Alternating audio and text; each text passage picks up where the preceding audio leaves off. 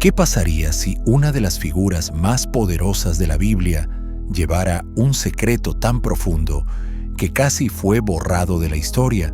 Conocemos a Moisés como el libertador, el que confrontó al faraón, abrió el Mar Rojo y condujo a una nación fuera de la esclavitud.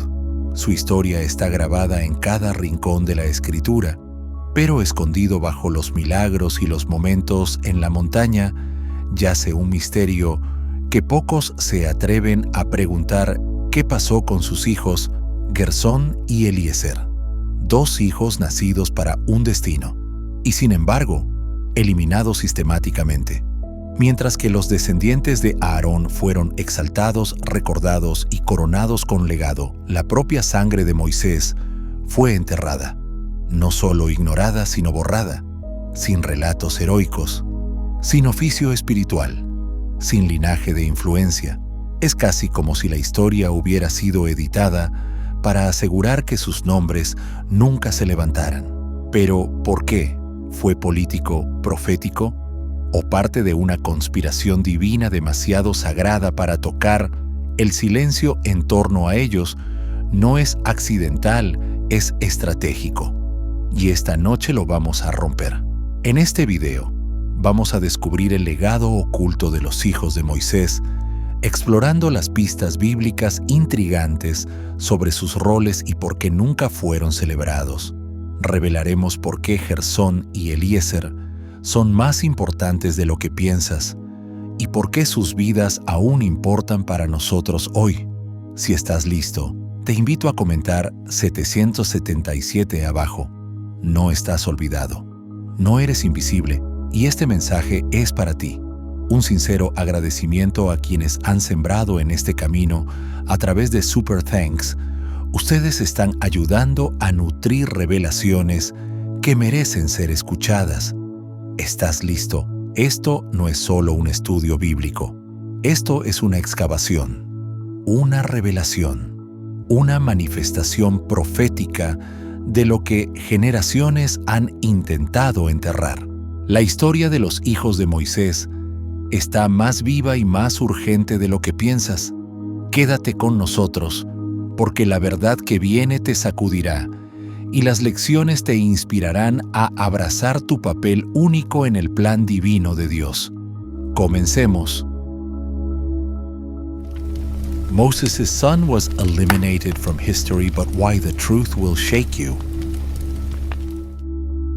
Mucho antes de que Moisés guiara a toda una nación fuera de la esclavitud, su camino tomó un giro más silencioso y doloroso: el exilio. Después de matar a un capataz egipcio en un momento de indignación moral, Moisés se convirtió en fugitivo. Una vez hijo adoptivo de la hija del faraón, una vez príncipe en el palacio, ahora huía al desierto, no como héroe sino como hombre perseguido. Su nombre, antes pronunciado con autoridad en los salones reales, ahora solo resonaba en susurros a través del desierto. Fue en la lejana tierra de Madián, donde Moisés encontró un refugio inesperado. Lejos del esplendor de Egipto, entre pastores y colinas ásperas, fue recibido en el hogar de Jetro, sacerdote de Madián. Allí, despojado de sus vestiduras reales y de su antiguo poder, Moisés comenzó de nuevo no como gobernante sino como siervo, no como conquistador sino como esposo. Se casó con Séfora, la hija de Jetro, y en la quietud entre el pastoreo y la búsqueda interior nació un hijo. Éxodo 2:22 registra el momento con una sencillez estremecedora. Séfora dio a luz un hijo, y Moisés lo llamó Gersón diciendo: «Forastero soy en tierra ajena». El nombre Gersón, de la raíz hebrea ger, que significa extranjero o forastero, no fue un accidente, fue una confesión, una declaración de desarraigo. ¿Qué clase de padre nombra a su hijo con el eco de su propia alienación? Esto no era simplemente una declaración geográfica, era un grito del alma. Moisés había sido criado en dos mundos, nacido hebreo, criado egipcio, y ahora no pertenecía a ninguno. Egipto lo rechazó. Su propio pueblo no confiaba en él. Y en Madián era solo un vagabundo con un pasado roto. Llamar a su hijo Gersón fue la manera de Moisés de decir: ya no sé dónde pertenezco. Puedes imaginar acunar a tu primogénito y ver en su rostro no esperanza sino exilio. ¿Alguna vez has sostenido algo precioso mientras todavía llorabas lo perdido? Las palabras de Moisés cargan el peso de un hombre que una vez estuvo erguido entre gobernantes y ahora se arrodillaba en el polvo del anonimato. El nombre de Gersón se convirtió en un memorial viviente, no de una victoria, sino de un valle, un símbolo de identidad suspendida entre lo que fue y lo que pudo haber sido. Y sin embargo, a veces la transformación más profunda ocurre no en el centro de atención, sino en el silencio. Antes de que Moisés se presentara ante el faraón, caminaría años con la identidad de extranjero. Antes de poder guiar a un pueblo, tendría que enfrentar lo que significaba perderlo todo. ¿Alguna vez te has sentido como extranjero en tu propia vida, como un extraño en tu propio llamado? El nombre de Gersón aún habla.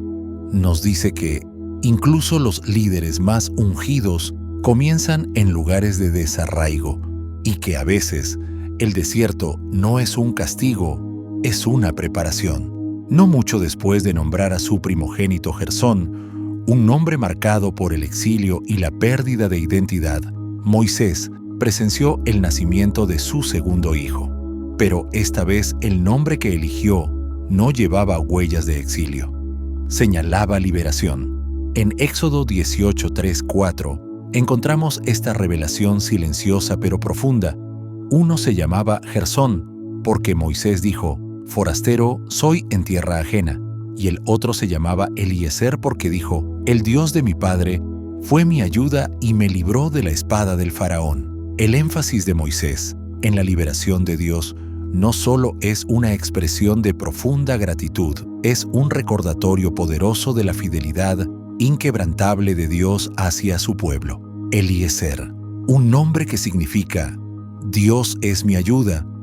Y así, la familia de Moisés se convirtió en un testimonio viviente grabado no en rollos, sino en los nombres de sus hijos. Gersón llevaba la memoria del exilio, pero Eliezer, él llevaba la memoria de la supervivencia. Cuando Moisés huyó de Egipto, bajo amenaza de muerte, no fue simplemente escape, fue preservación divina. Faraón lo quería muerto. Su secreto era conocido.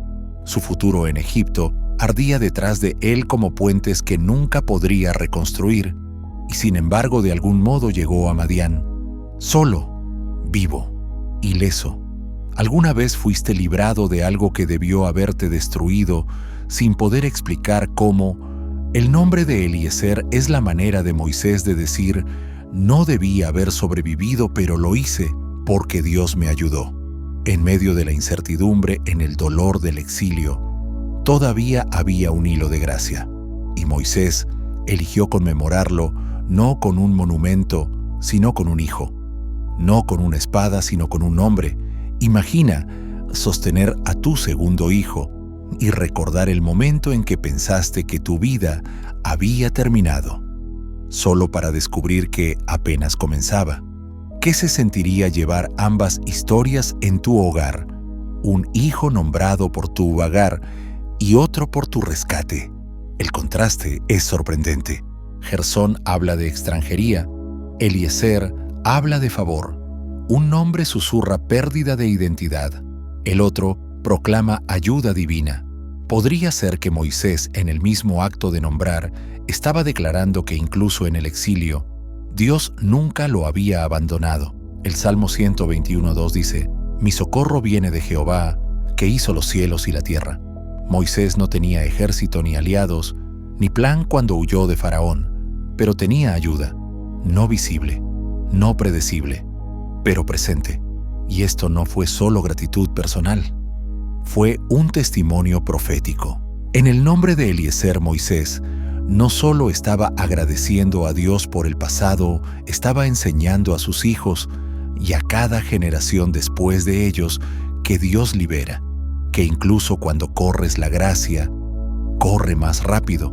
Y tú, si nombraras tus temporadas como Moisés nombró a sus hijos, ¿cómo se llamarían? ¿Qué capítulos de tu vida llevarían el eco del exilio? ¿Y cuáles resonarían con la ayuda que te alcanzó cuando nadie más pudo? El nombre de Eliezer permanece un monumento silencioso a la misericordia susurrado en las páginas de la Escritura, no ruidoso, no en el centro de la escena, pero sagrado. A diferencia de los hijos de Aarón, que heredaron deberes sacerdotales y estuvieron al frente de la adoración de Israel, Gersón y Eliezer, los hijos de Moisés, no heredaron un manto público. Sus roles permanecen en silencio velados en el trasfondo de una historia que transformó naciones. Y sin embargo, su presencia estaba tejida en los mismos inicios de uno de los mayores relatos de redención en la historia. Cuando Dios llamó a Moisés desde la zarza ardiente en Éxodo 3, Gersón y Eliezer aún eran jóvenes niños, nacidos en tierra extranjera, criados por un hombre que una vez huyó de su pasado. El mismo Moisés estaba temblando frente a su destino, dudando en regresar a Egipto, inseguro de si era digno de liderar, pero no caminó hacia el faraón solo. La Escritura nos da un vistazo a esta parte íntima y a menudo pasada por alto del viaje en Éxodo 4:20. Entonces Moisés tomó a su mujer y a sus hijos, los montó en un asno y volvió a la tierra de Egipto, y tomó también la vara de Dios en su mano, una familia sobre un asno, un profeta con un pasado, y una vara que un día abriría el mar. En este versículo silencioso, vemos a un hombre caminando no solo hacia la confrontación con un imperio, sino cargando el peso de una familia junto con un llamado. ¿Alguna vez diste un paso hacia algo aterrador con tus hijos a tu lado, sin saber qué había por delante? ¿Qué significa obedecer a Dios mientras intentas proteger a quienes amas, aunque Gersón y Eliezer estaban cerca del latido del plan de Dios? La narrativa bíblica no les da voz prominente. Sus pasos avanzaron con Moisés hacia Egipto, y sin embargo, la historia no se detiene ni por sus palabras, ni por sus acciones. Aún así, su presencia habla resaltando el lado personal de la vida de Moisés, mientras equilibraba una misión divina con las sagradas responsabilidades de ser esposo y padre. Pero entonces llegó un momento, una interrupción desconcertante, que casi cambió el curso de todo. En Éxodo 4, 24, 26, encontramos uno de los pasajes más misteriosos e impactantes del Antiguo Testamento. Y aconteció en el camino que en una posada le salió al encuentro Jehová y quiso matarlo. Entonces Séfora tomó un pedernal afilado, cortó el prepucio de su hijo y lo echó a sus pies diciendo: «A la verdad, tú me eres un esposo de sangre». Así le dejó ir. Y ella añadió: «esposo de sangre, a causa de la circuncisión». En una sola noche, la misión de liberar a una nación casi terminó con la muerte de su mensajero. ¿Por qué Dios, después de llamar a Moisés, casi lo fulmina antes de que llegara a Egipto? La respuesta no se encuentra en el discurso ni en la estrategia de Moisés, sino en su obediencia. O más bien, en su descuido de un mandato sagrado. El acto de la circuncisión establecido en Génesis 17, 10, 14 no era un rito simbólico, era una señal de pacto, un sello divino de pertenencia al Dios de Abraham. Que Moisés llevara la autoridad de Dios mientras ignoraba este acto fundamental era una contradicción que el cielo no pasaría por alto. El hijo involucrado nunca es nombrado en el pasaje, pero muchos eruditos creen que probablemente fue Gersón. Si es así, significa que el mismo hijo cuyo nombre evocaba la extranjería de Moisés, se convirtió ahora en el centro de una crisis de pacto, y fue Séfora, no Moisés, quien actuó. En un momento de urgencia cruda tomó un pedernal, circuncidó a su hijo, y tocó con la sangre los pies de Moisés. ¿Qué clase de valentía se necesita para intervenir cuando el cielo guarda silencio y la muerte se presenta en la puerta? El acto de Séfora no fue solo instinto maternal, fue discernimiento espiritual en acción. Sus palabras, esposo de sangre, son tanto crípticas como sagradas, resonando con la seriedad de lo que significa caminar con un Dios santo. Y así, el Señor lo dejó en paz. La amenaza se levantó. La sangre respondió. El viaje continuó. Este momento revela algo profundo. Ni siquiera los escogidos pueden pasar por alto la obediencia. Incluso Moisés, el que abriría mares y hablaría con Dios cara a cara, tenía que estar alineado con el pacto. No había excepciones, solo alineación. También revela que a veces los más cercanos a la misión, los cuyos nombres rara vez se recuerdan, son quienes la preservan. Séfora no liberó a Israel, pero en ese momento liberó al libertador. Y esto subraya el papel vital que la familia de Moisés desempeñó en sostener su asignación divina. ¿Alguna vez jugaste un papel que nadie vio, pero que el cielo sí? ¿Alguna vez cubriste el llamado de alguien más a gran costo para tu propia paz? Gersón y Eliezer quizás no estuvieron al lado de Moisés en el trueno y la nube, pero su presencia en estos primeros versículos nos recuerda que las asignaciones divinas siempre se llevan a cabo en medio de la complejidad humana. El viaje de fe rara vez es en solitario, y la obediencia, especialmente en los lugares ocultos, es a menudo la línea entre la vida y la muerte. Así que ahora nos queda una pregunta que resuena más fuerte cuanto más profundo vamos. ¿Por qué Gersón y Eliezer, hijos de una de las figuras más icónicas de toda la Escritura, se desvanecieron tan silenciosamente en el trasfondo? Ellos estaban allí al principio, caminando con su padre, mientras daba los primeros pasos hacia una misión que cambiaría la historia. Y sin embargo, a medida que se desarrolla la gran narrativa del Éxodo, sus nombres poco a poco se disuelven en el silencio. Una posible razón se encuentra en la manera en que Dios estructuró la autoridad espiritual para el pueblo de Israel. Desde el principio, Dios eligió a Aarón, hermano de Moisés, y a sus descendientes para servir como sacerdotes. En Éxodo 28, 1-3, el Señor ordena a Moisés: harás que se acerque a ti tu hermano Aarón y sus hijos con él, para que sean mis sacerdotes. Este sacerdocio no era simbólico, se convirtió en el mismo corazón del sistema de adoración de Israel. Nadab, Abiú, Eleazar e Itamar, los hijos de Aarón, debían realizar los deberes sagrados, ofrecer sacrificios y presentarse delante del pueblo como intermediarios en el tabernáculo. Dentro de esta estructura no había espacio para la ambigüedad. La descendencia de Aarón estaba marcada y designada, y quizá esa claridad es parte de la razón por la cual Gersón y Eliezer no fueron puestos en el centro.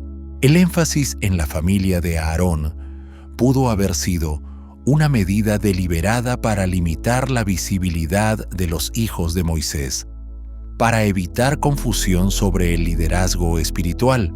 Podría ser que Dios, previendo un posible malentendido, eligió mantener a los hijos de Moisés en un segundo plano para que el sacerdocio quedara firmemente anclado en la casa de Aarón.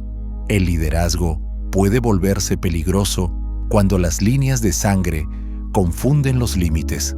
A veces el esconder es protección no solo del orgullo o de la política, sino de ser malinterpretado por completo. Pero esa no es la única razón. El papel único de Moisés también debe ser tomado en cuenta. Él fue profeta líder y mediador entre Dios y el pueblo de Israel. Su relación con el Señor era irreemplazable. Su papel era único, como declara Deuteronomio 34, 10-12. Y nunca más se levantó profeta en Israel como Moisés, a quien haya conocido Jehová cara a cara. Nadie como él en todas las señales y prodigios que Jehová le envió a hacer en la tierra de Egipto a Faraón, a todos sus siervos y a toda su tierra, y en el gran poder y en los hechos grandiosos y terribles que Moisés hizo a la vista de todo Israel. Su autoridad no fue heredada, fue confiada. Su liderazgo no se construyó sobre tradición, fue forjado en obediencia, encuentro y fuego. Y así, aunque Gersón y Eliezer eran sus hijos, el manto de Moisés no podía transmitirse. No eran sus sucesores espirituales, porque esto nunca fue una dinastía de tronos, fue un pacto guiado por un llamado divino, no por un legado familiar. Imagina ser hijo de un hombre así, lo suficientemente cerca para presenciar milagros, pero nunca llamado a repetirlos. ¿Llevarías orgullo o lucharías en silencio con la decepción? ¿O tal vez aceptarías la quietud sagrada sabiendo que el llamado de tu padre nunca fue destinado a ser el tuyo? Y hay otro detalle pequeño pero profundamente significativo. En Éxodo 18:1-6, Jetro, suegro de Moisés, lleva a Séfora y a los 2 hijos al monte Sinaí. Esa escena silenciosa insinúa algo más profundo. La familia de Moisés había estado separada de él. No estuvieron a su lado durante las 10 plagas, ni en la apertura del Mar Rojo, ni en los primeros pasos tormentosos por el desierto. En algún momento, quizás por seguridad o por necesidad, Séfora había regresado a Madián con sus hijos, y solo ahora se reúnen. Apunta esto a una separación que ya había tenido lugar, una ausencia intencional de los momentos más milagrosos de la historia. Fue esta distancia orquestada divinamente. Podría ser que Gersón y Eliezer nunca estaban destinados a presenciar los puntos de inflexión de Israel en primera fila, sino que fueron elegidos para servir a un propósito diferente en un silencio sagrado. ¿Y qué hay de Moisés? ¿Qué le costó caminar entre el llamado y la paternidad? Sostener la vara de Dios con una mano mientras soltaba a sus hijos con la otra. No hay amargura en el texto. No hay protesta. Solo silencio. Pero quizá el silencio es sagrado. Tal vez la ausencia de Gersón y Eliezer no fue descuido sino coreografía divina intencional. Tal vez el escenario nunca fue suyo para ocupar y aún así estuvieron en las sombras, sosteniendo un espacio oculto en la historia que solo el cielo podía ver. Aunque Gersón y Eliezer nunca aparecieron en el centro de la escena junto a su padre Moisés, el hilo sagrado de su linaje nunca se rompió. Continuó no a través de fuego del cielo, ni de señales dramáticas, sino mediante nombres registrados en rollos, mediante un servicio transmitido como herencia silenciosa a través de generaciones que permanecieron fieles a un llamado que nunca buscaron. Siglos después del Éxodo, el cronista plasma su memoria con reverencia en 1 Crónicas 23, 14, 17. Los hijos de Moisés, hombre de Dios, fueron contados entre la tribu de Leví. Los hijos de Moisés, Gersón y Eliezer. Los hijos de Gersón, Sebuel el primero. Los hijos de Eliezer, Reabías el primero. Eliezer no tuvo otros hijos, pero los hijos de Reabías fueron muchísimos. Comienza con una frase tierna: Moisés, el hombre de Dios, no el legislador, no el libertador, simplemente el hombre. Un recordatorio de que detrás del trueno en el Sinaí había un padre que nombró a sus hijos con los ecos del exilio y de la liberación. Y este momento, esta genealogía, descansa como un eco sagrado. Sus hijos fueron contados. Pertenecían a la tribu de Leví. Eran parte del linaje escogido para guardar el tabernáculo, para cargar lo santo, para proteger lo que otros profanarían.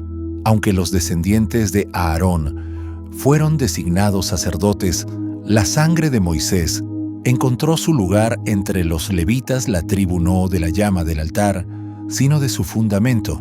De Gersón vino Sebuel, también llamado Sebuel. Su nombre aparece de nuevo en 1 Crónicas 24:20, situado entre los líderes de los levitas, de los hijos de los demás levitas, de los hijos de Amram Sebuel, de los hijos de Sebuel Gedeías. Esto no fue una nota menor. La presencia de Sebuel significaba que la línea de Gersón, aunque nacida en Madián, marcada por el exilio, produjo líderes de confianza en la estructura de adoración de Israel. Aunque Sebuel no heredó el sacerdocio, sí llevó responsabilidad. Probablemente supervisaba tareas administrativas, inventarios sagrados o tal vez la vigilancia de las puertas del templo, roles que, aunque menos visibles que los sacrificios sacerdotales, eran esenciales para la santidad de la casa de Dios. Imagina a esto: Gersón, cuyo nombre clamaba extranjero, dio origen a un descendiente que se levantó entre los gobernadores espirituales. Podría ser que el legado no borra el dolor, sino que lo redime. Luego está la línea de Eliezer, menos detallada, pero no menos profunda. Se nombra a su hijo Rehabías, y el cronista añade algo curioso: Eliezer no tuvo otros hijos, pero los hijos de Rehabías fueron muchísimos, una rama, un hijo, pero de repente multitudes. Aquí no se dan nombres específicos, ni se asignan funciones en el templo, pero el énfasis en el número no es accidental. En la economía de Israel, ser muy numerosos era una señal de bendición divina. Señalaba expansión, estabilidad, fuerza generacional. La línea de Eliezer floreció, no en títulos, sino en legado. ¿Y cómo se veía eso? Una familia de levitas extendida por las ciudades de Israel, algunos guardando las puertas del templo, otros manteniendo los almacenes, quizá enseñando la ley en aldeas o preparando ofrendas tras el velo de la liturgia, sin plataforma, sin vestiduras sacerdotales, solo presencia, servicio, fidelidad. ¿Cuántas líneas familiares han pasado silenciosamente por la historia, no por falta de valor, sino porque su valía fue medida en fruto, no en fama? Los hijos de Moisés nunca fueron llamados a repetir su misión, pero sus descendientes llevaron el eco de ella.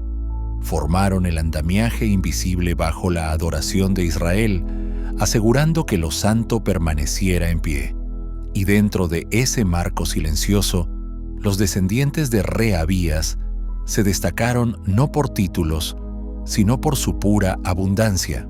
La Escritura se detiene en este detalle: Eliezer no tuvo otros hijos, pero los hijos de Rehabías fueron muchísimos. En un mundo donde los registros genealógicos a menudo narran declive, esta declaración palpita con bendición. Mientras otras líneas se apagaban, olvidadas, cortadas, reducidas, la de Rehabías se multiplicó. Creció fuerte, no en estatura, sino en número. Esa fecundidad no fue un accidente. Resonaba con una promesa antigua, un ritmo sagrado pronunciado mucho antes de Moisés. En Génesis 22:17, cuando Dios dijo a Abraham: «De cierto te bendeciré, y multiplicaré tu descendencia como las estrellas del cielo, y como la arena que está a la orilla del mar». Y ahora, generaciones más tarde, a través de las ramas silenciosas de la casa de Eliezer, esa promesa se cumplía discretamente, aún sin un trono, aún sin entrar al lugar santísimo, aún sin ostentar el título de sumo sacerdote. El legado de bendición siguió fluyendo. ¿Has pensado alguna vez que tu fruto puede ser tu herencia? Que tu impacto quizá no se mida en cuán visible eres, sino en cuán fielmente te multiplicas. Aunque no se nos den los nombres de los muchos hijos de Rehabías, podemos imaginar su papel. Habrían servido tras bastidores, organizando vasos sagrados, asistiendo a los sacerdotes, asegurando pureza en el proceso de adoración. Su presencia habría sido constante, no espectacular, pero absolutamente necesaria. Sin ellos, el sistema se derrumbaría. El santuario se volvería caos, Quizá esta sea una de las verdades más poderosas ocultas en Crónicas, que no todos los llamados son coronados, pero todos son contados. Y así, a través de Rehabías, por medio de los muchos que llevaron su nombre, la línea de Eliezer se convirtió en un ejemplo vivo de estabilidad, resistencia y fuerza invisible. No fueron celebrados en los rollos de los reyes, ni honrados como profetas, pero su contribución fue generacional, esencial, eterna. Y tal vez en esa multiplicación silenciosa, el legado de Moisés siguió vivo, no en espectáculo, sino en servicio fiel transmitido de padre a hijo. La distinción entre los descendientes de Aarón y los de Moisés no es incidental, es intencional, grabada en la misma estructura del liderazgo espiritual de Israel. Aunque ambos hombres eran levitas, ambos llamados por Dios, ambos líderes de una nación, sus familias caminaron por sendas muy diferentes. Y cuanto más de cerca leemos las Escrituras, más nos damos cuenta esta divergencia no se basaba en mérito, ni en legado, ni en linaje de sangre. Era diseño divino. El linaje de Aarón fue divinamente designado para el sacerdocio, un oficio sagrado, una posición de liderazgo espiritual y reconocimiento público acompañado de inmensa responsabilidad y privilegio dentro de la adoración de Israel. Sus hijos no eran simples asistentes, ocupaban un cargo, se vestían con vestiduras de gloria y esplendor, permanecían dentro del lugar santo, llevaban la sangre de los sacrificios y el incienso de la intercesión. También se sometían a preparación llevando tanto la carga como el honor del sacerdocio. No era un rol menor, traía visión, peso y una responsabilidad espiritual inmensa. En contraste, los hijos de Moisés, Gersón y Eliezer y sus descendientes fueron contados entre los levitas, sí, pero sin distinción sacerdotal. Estaban integrados en el servicio más amplio del tabernáculo, asistentes, porteros, cuidadores. Vitales sí, pero no exaltados. Esta distinción se hace especialmente visible en 1 Crónicas 24, un capítulo que detalla la organización del sacerdocio bajo el liderazgo de David. El capítulo comienza con claridad, como para no dejar espacio a confusión ni mezcla. Estas fueron las divisiones de los hijos de Aarón. Los hijos de Aarón: Nadab, Abiú, Eleazar e Itamar. Pero Nadab y Abiú murieron antes que su padre y no tuvieron hijos. Y Eleazar e Itamar ejercieron el sacerdocio. 1 Crónicas 24, 1-2. El pasaje no titubea, traza una línea con autoridad divina. Aunque Moisés y Aarón compartieron historia, llamado y tabernáculo, solo los hijos de Aarón fueron designados para llevar el sacerdocio. Solo Eleazar e Itamar quedaron para continuar la carga sagrada después del juicio sobre Nadab y Abiú. ¿Qué habrá significado esto para los descendientes de Moisés, haber nacido del hombre que estuvo en el Sinaí, que vio la gloria de Dios pasar, cuyas manos sostuvieron las tablas de piedra, y sin embargo no tener porción sacerdotal? ¿Se habrán sentido pasados por alto? ¿O habrán entendido que la visibilidad y el valor no siempre son lo mismo? Aquí surge una verdad más profunda, una que desafía nuestras suposiciones sobre el legado, que los llamados de Dios son soberanos distintos y a veces contrarios a la lógica humana. El sacerdocio no pasó de Moisés a sus hijos. Su unción, su manto, su intimidad con Dios nunca fueron heredados. Fueron únicos. Y quizá ese sea el punto. A menudo esperamos que la grandeza se transmita como un manto real. Suponemos que los hijos continuarán lo que los padres comenzaron. Pero en el reino de Dios, la herencia no siempre es prominencia.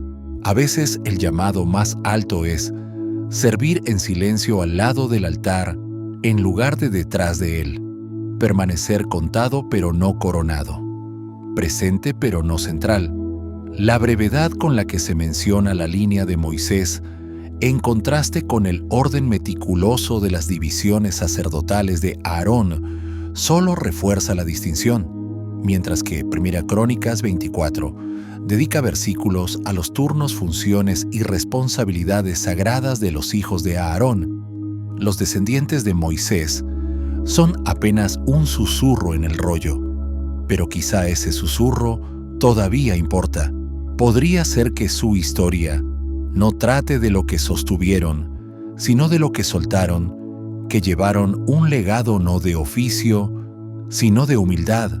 ¿Cuántas veces luchamos con roles que no corresponden al honor que esperábamos? ¿Y cuántas veces asigna el cielo la importancia, no por el reflector, sino por la rendición? Al final, Dios lo dejó claro.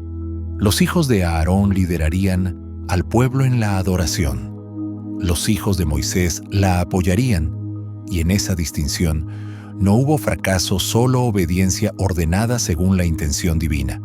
Un linaje detrás del velo, un linaje al lado de él, ambos escogidos, ambos contados, ambos necesarios, aunque Gersón y Eliezer quizá nunca se pararon frente a mares que se partieron, ni a montañas que temblaron sus vidas, y el legado que cargaron a través de sus descendientes permanecen grabados en la silenciosa arquitectura del plan de Dios.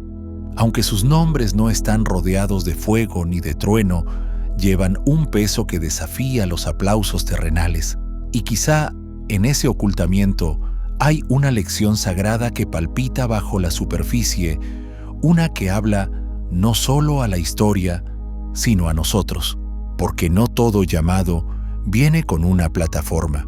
No toda historia necesita un reflector para ser parte de la eternidad. Gersón y Eliezer nos recuerdan que la oscuridad no equivale a insignificancia.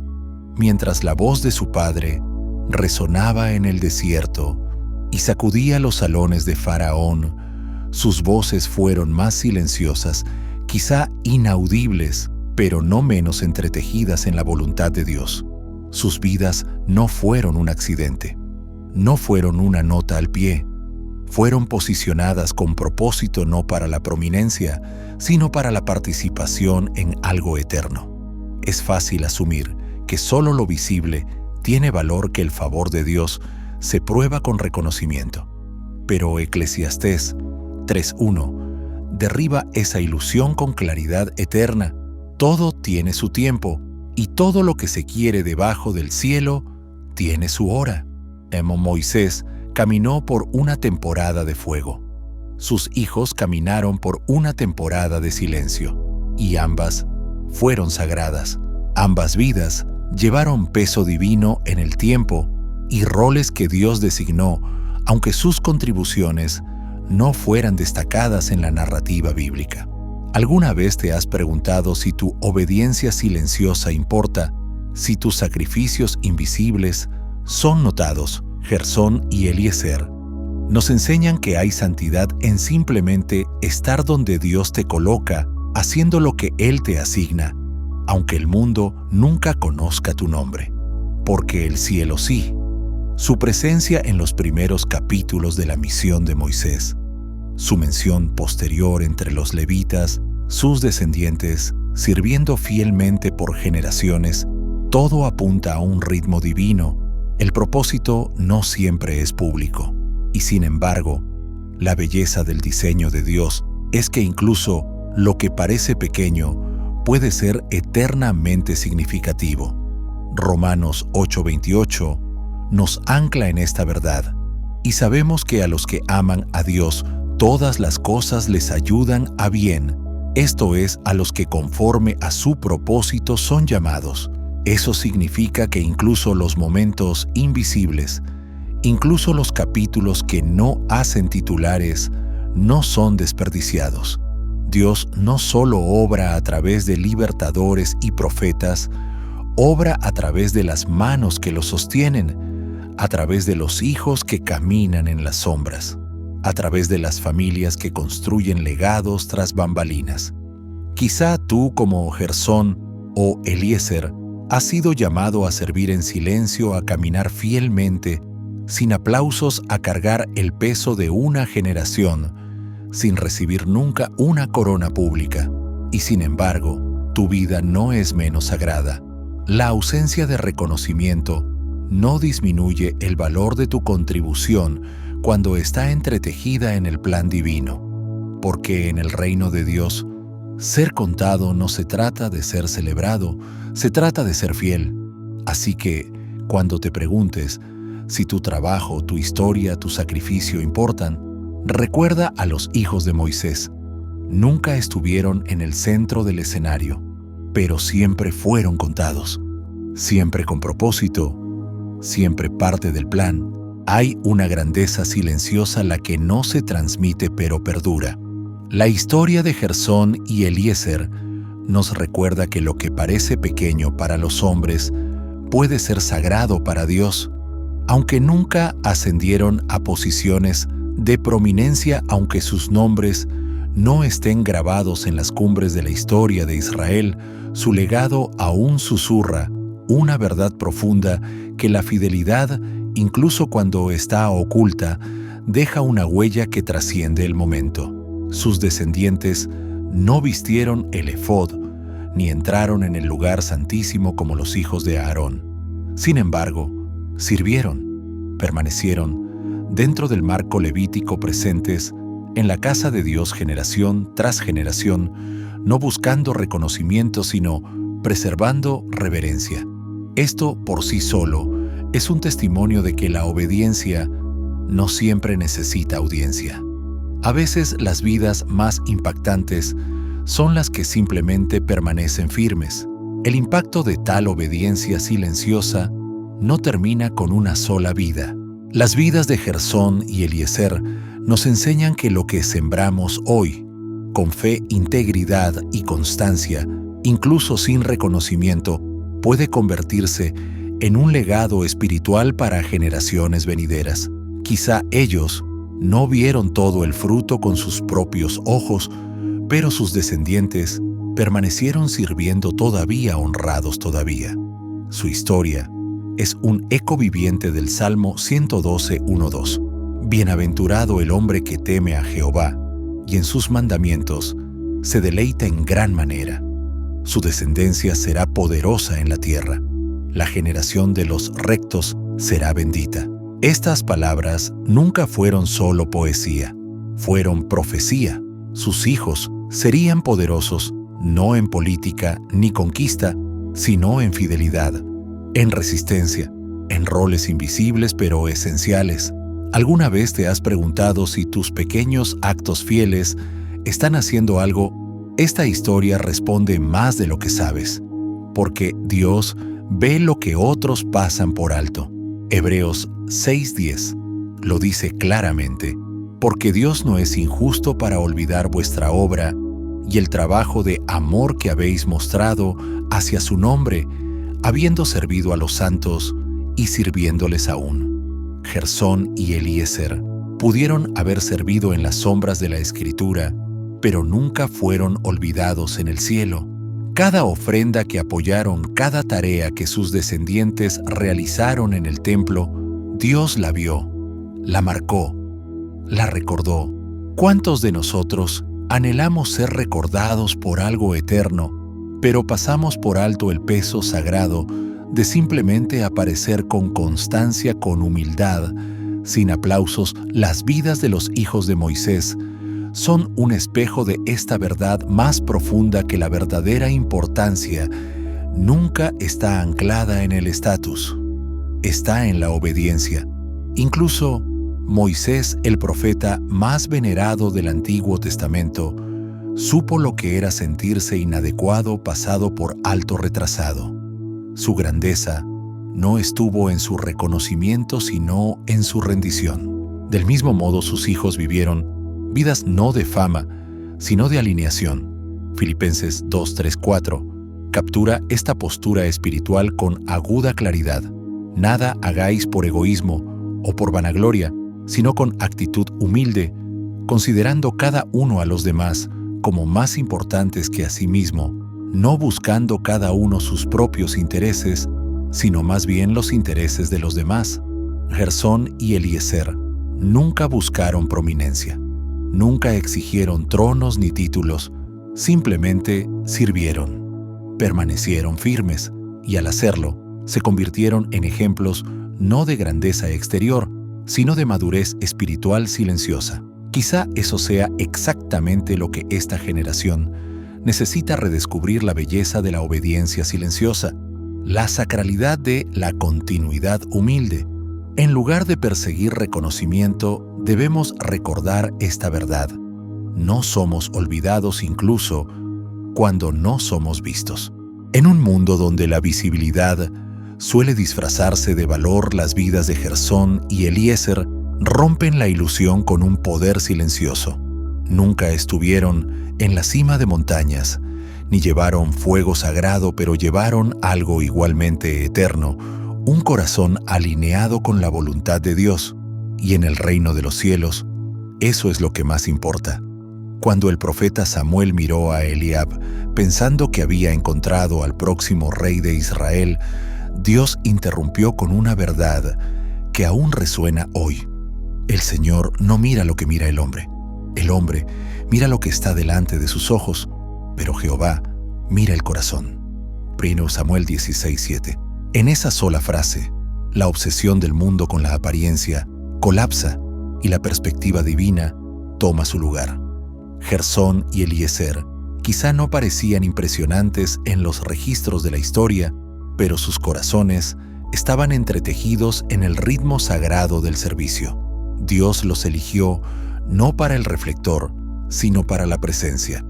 Y Él los vio su lealtad, su linaje, sus ofrendas invisibles. Él aún ve a los que son como ellos, los que sirven en silencio, sin títulos, sin multitudes. ¿Cuántos hoy viven bajo el peso de sentirse invisibles? ¿Cuántos cuestionan su valor? Porque su obediencia no es tendencia, su llamado no brilla. La historia de los hijos de Moisés ofrece un mejor lente.